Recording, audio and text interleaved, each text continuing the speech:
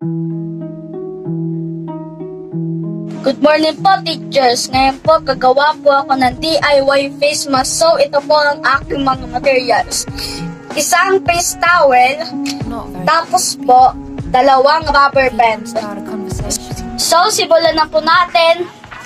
Tapos po, kaya nyo po siya ipatupik ng ganito. Tapos po, natupik ko na po. Ganyan po. Kapag po nakatupik na po kayo, yung isa pa po. Yan, kapag po nagagawa rin po kayo ganyan, ilalagay nyo na po yung dalawang rubber band.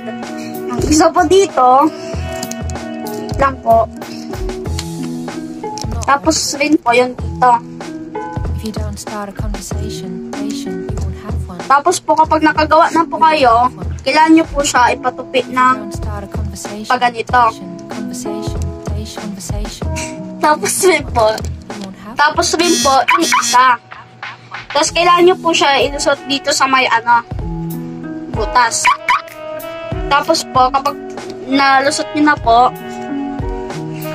meron na po kayong